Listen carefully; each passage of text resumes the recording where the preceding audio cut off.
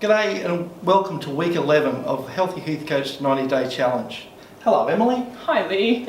By now we're starting to get into the real business end of the Healthy Heathcote challenge. So what are we doing today? We're talking about sleep today. I think everybody can do that. Yeah, everybody needs to do that is the most important thing. So sleep is just super important. We do so many things when we're sleeping. It's probably the most important time of the day. Our bodies use this time for growth and rejuvenation of our immune system, our nervous system, our skeletal system, our muscular system. It's when our muscles grow. We do tissue repair if we've done any exercise throughout the day. It's when we make protein.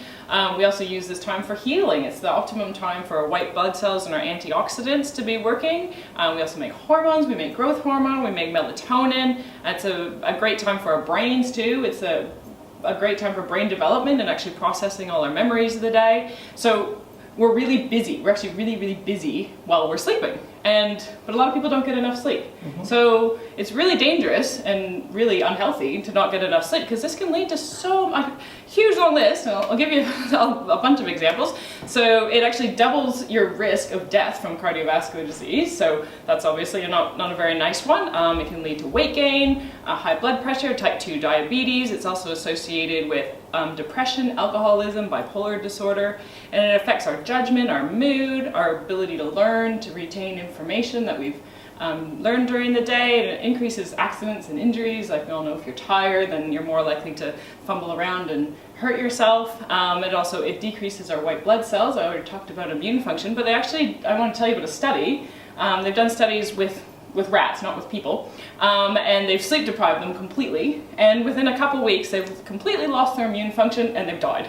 So we're not rats, but we're very similar to rats, and these studies do sort of show what would happen to us if we were completely sleep deprived. So we do need to get lots of sleep, and there's also digestive issues like Crohn's and irritable bowel disease that are associated with lack of sleep. So we really, really want to sleep.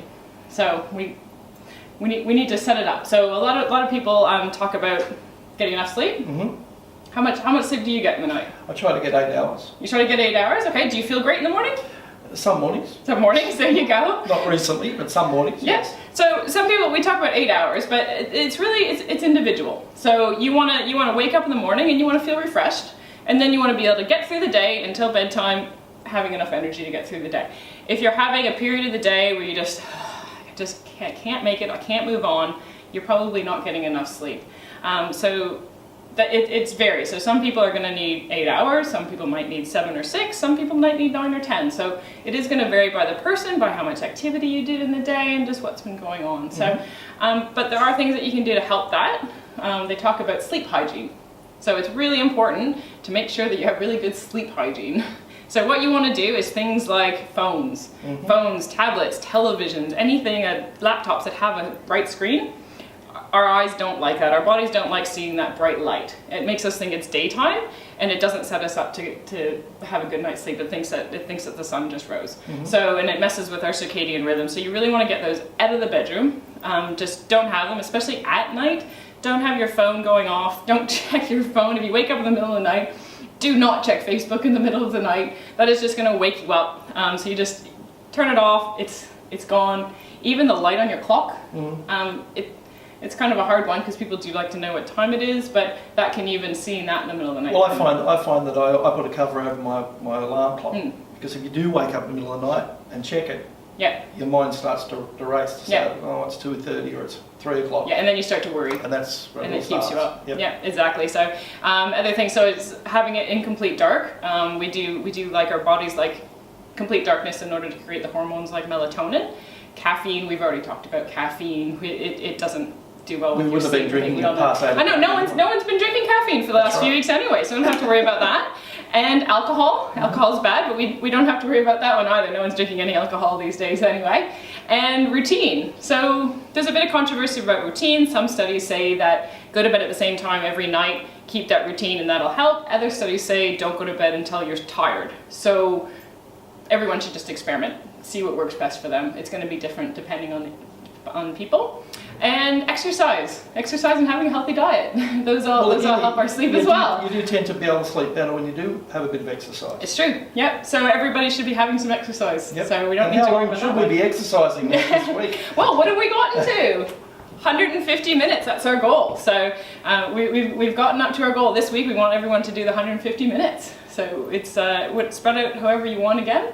And and some other tips about sleep. So we want to get the phones out, and what you want to do before you go to bed is do something relaxing, like read a real book that doesn't have the light shining at your face, and perhaps a nice relaxing bath, and maybe some calming music in the background. Again, if you're feeling yourself stressed, it'll be outside the normal routine because people just grab a shower and go to bed. But if you are feeling stressed, a nice relaxing bath before you went to bed would be perfect. Yep, it would be. Yep. So try doing those things. Just whatever you do, try not to, for about half an hour before going to bed, try not to look at any screens at all, so you can relax your mind, relax your brain, relax your everything.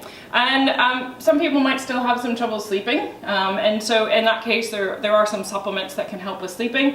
And I've even got a tea. So I have a tea company. Is that an Emily's tea? It is Emily's little tea company. So I've got a tea called Chillax that has some great herbs in there that can help. So that's all natural. So it's all natural, of course.